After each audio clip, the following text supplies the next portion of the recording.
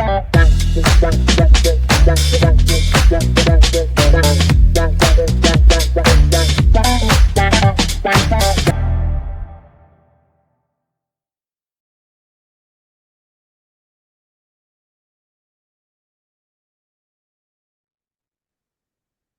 guest today on the journey is a certified spiritual coach and virtual facilitator. Originally from New Zealand, but now based in USA, she has been communicating directly with her angels since the age of 12 and taught thousands of people worldwide how to connect with spirit and live with their unique life purpose. Our guest is the creator of How to Communicate with Your Angels online course and the Authentic Aligned Coaching Program. She has lectured and presented workshops in over 7 countries worldwide and has been on several other podcasts, no doubt, before this one. So we welcome Melissa Kitto to the journey. Thank you for having me. You're welcome. Now, as I always say, it's not about my journey unless I do everything that attract me and I can relate to it, but it's about your journey. So tell me your earliest memories that started your journey. Yeah, well, my earliest memories of knowing that there's a spiritual world, I don't know that I was aware that I was on a journey at that time. I feel like when I was around 4 years old, I had some very psychic experiences. And I have talked to a lot of people who have, had these kind of things too. So one that stuck out in my mind was when I was about 4. And I remember I'm just playing in the living room. My mother is cooking dinner in the kitchen. And I felt like I was flying, like I felt like I was levitating and looking down at the floor, floating. And then I ran out to the kitchen to tell my mom, I can fly. And she looks at me and she says, no, no, you can't. And I remember standing there going, wow, I know that I just experienced that, but my mother, because when you're 4, you think your mother knows everything, right? My mother just told me that's not possible. So how can that be? And I feel like this is what happens to us, is that we're naturally psychic, we're naturally having these spiritual experiences, but we're told that that's not real, you're making it up, it's just your imagination. And so we start to suppress it, right? And conform more to the black and white of our society. So then when I was about 12 years old, my mother had shifted a bit by then, and she was really searching spiritually. And she came across an organization which is now called the Way Showers College, and I'm now a certified spiritual consultant through that organization. But, I didn't know any of this stuff at the time. She was telling me some things, and I thought, that sounds a little strange, but okay. And so one day she asked me if I wanted to have a session where I would learn about my angels and my intuition. And I think I was curious enough to go along with it. And during that session, that was just right in my own dining room, I was shown a method of asking my angels a question and getting an answer. And I had no idea if it was going to work, if I even believed in it. But I had an experience at that moment where I could feel that I was connecting with something beyond just the physical, right? And so my adult way of explaining it now, which I'm sure I didn't say at the time, but is that I had this experience where I realized that we live in 2 worlds at once. We live in the physical world, the material world, because I could see the chairs, the table right in front of me, but I could also feel that we're part of the spiritual world. I could see it just as clearly and real as everything, in the room. So that really set me on a course of wanting to discover more. And I think it's because I had experiences, right? It wasn't just somebody telling me this stuff.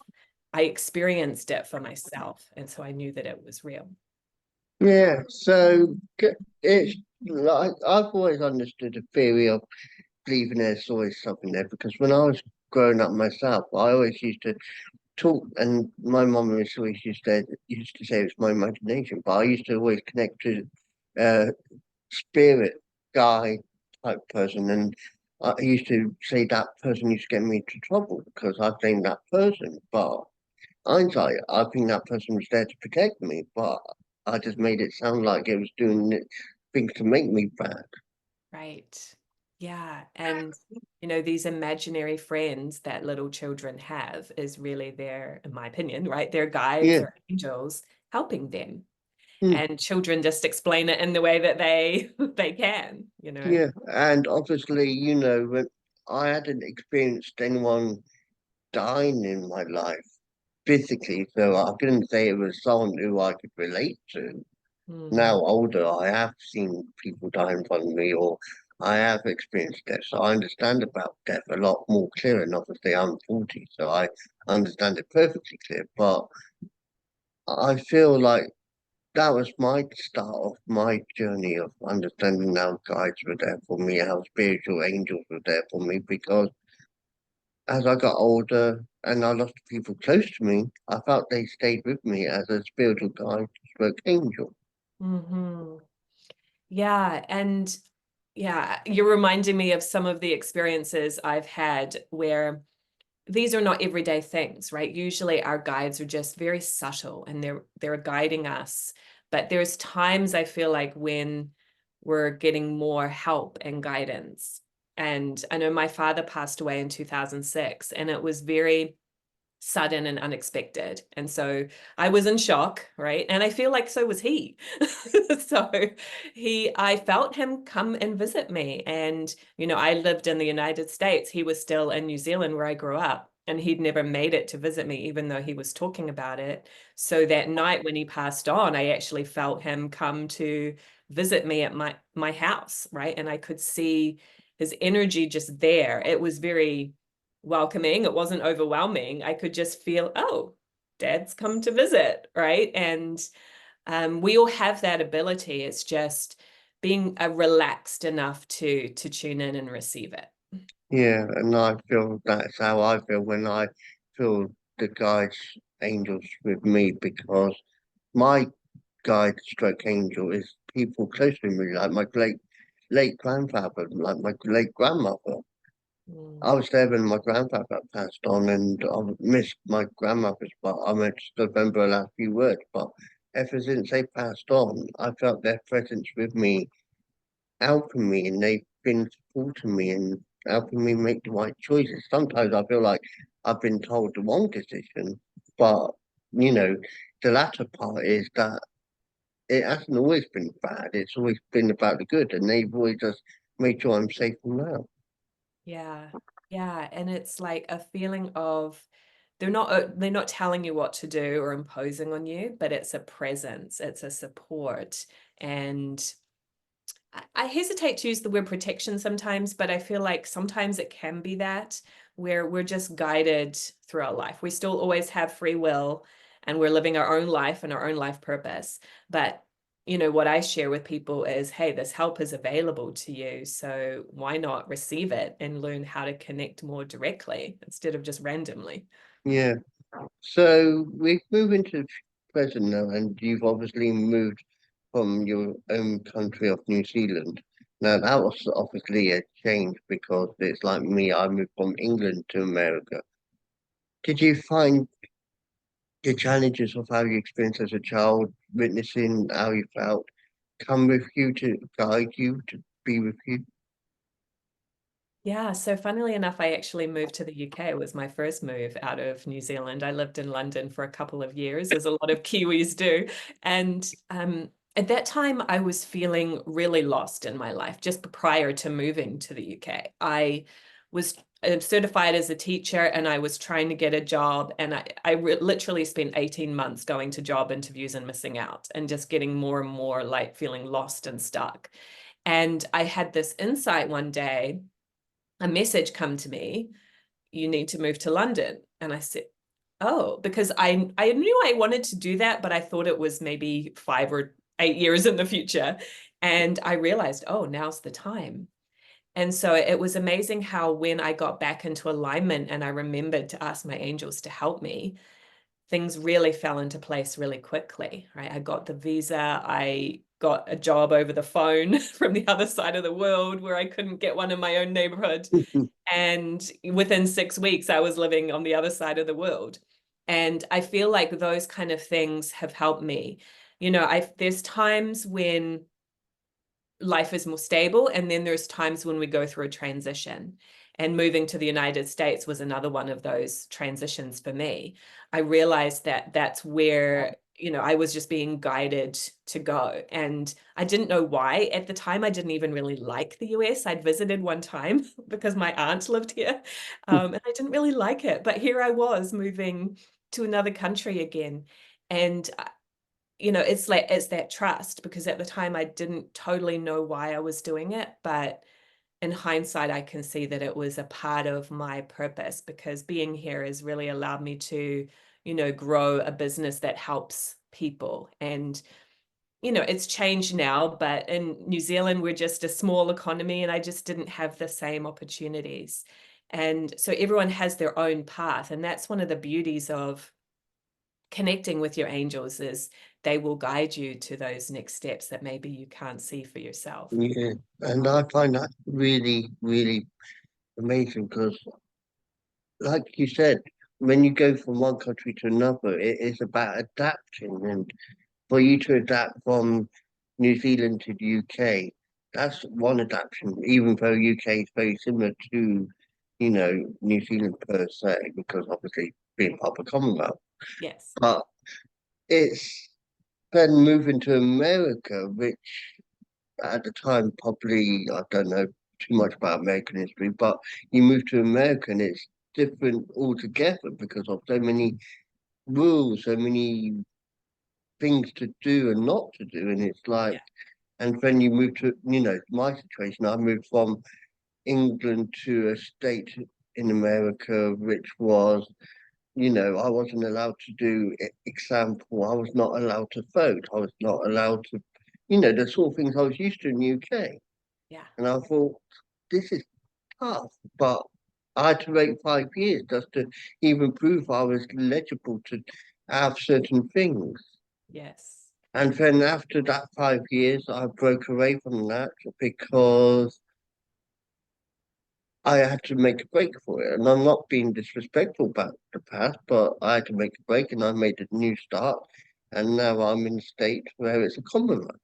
Yeah. And it feels freedom again because it feels like I've gone right back into the UK scenario. Because in a Commonwealth, you're free to do as if you was in England, if you was in New Zealand, for example, Yeah. because it's the freedom. And Yeah. I'm able to vote now, for example. And I feel like my nan, my grandfather are happier for me to be where I am now because they know I'm much more safer. Mm. Yeah, I know for me, moving to the US was a much bigger culture shock than moving to the UK, because as you say, there is a lot of similarities in New Zealand, especially where I lived in Christchurch. It's considered like a little English town. But yeah, the culture shock was really, really real at the time. And so it was like relearning these different ways of doing things. But I feel like environment is important. And I'm not telling everybody to move to the US or any means, but sometimes that's what it takes, is to move to a different place, a different city, a different country, to sort of get that feeling of, okay, now I'm having a fresh start, right? If there's a contract for you, that's a sort of what we're alluding to here, is that we have these certain spiritual contracts, or part of your purpose, your destiny, you might say. I do not at all believe that everything is planned out for us, but I do feel like there's these sort of markers along the way that will help your path, because we're all here to learn and grow and Mm. evolve. So with the website now established, because obviously you established the website when you came to America, did you find it hard to explain to the American people how your work was in the beginning? Well, I feel like there's pockets of people everywhere that are more open, right? And you know, there's surely some downsides to the US. The Bible Belt is what people say. And yes, that is true. And at the same time, I feel like even in those, what people would describe as the Bible Belt areas, there are people that are open and are searching. And so that's really what I did. I didn't try to change anybody, just really respect where everybody is at. But I I started to look for those people that were searching and wanted something more, right? And I was lucky enough to come across this at a young age and have used it to really be the foundation of my life and my decisions. Is anytime I need to make a decision or have a turning point in my life, I can tap into that guidance to help me. And that's what I feel like I'm here to share with others, is that you have that ability to tap into your own inner guidance. And it's funny because a lot of people will ask me, do you get a lot of skepticism? And I really don't, because I feel like people just don't pay attention if they're not interested. I mean, there's some weirdness online, of course, but for the most part, I'm really just focusing on these people that are ready and want to learn.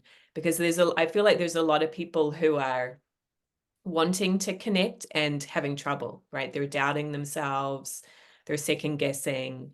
And so I'm just sharing with people tools where you can make that communication really direct and clear and not doubt yourself so much. And obviously that's through your website. Can you tell us the website?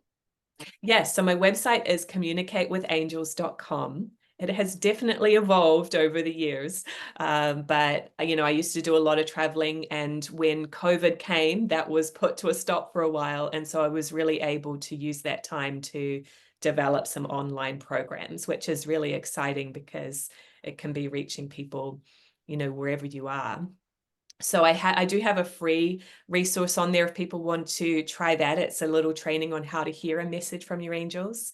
And I have a course on there too for people that want to go deeper, the Communicate with Angels course. So you can learn how to ask your angels questions and get answers and have that communication be immediate, right? A lot of people are getting signs like number sequences, 111, or there's little signs, but they don't know what to do with it. They're like, okay, I know you're here, but now what? And that's where, taking the course can really help you, because then you're learning ways that nobody ever taught us to just open up that communication, and you have that for the rest of your life after that. And there is a contact page on there as well, I believe, so people Yes. can get hold of you there. Yeah, for sure. Now, now going into the future, I know this is a difficult one for many people, even sometimes the early memories are, but for the future, how do you see things developing for your work, for your beliefs? How do you see the skepticism going? Do you think it'll be better? Do you think it'll be the same? Do you feel you're going to progress further with the help of your spiritual guide?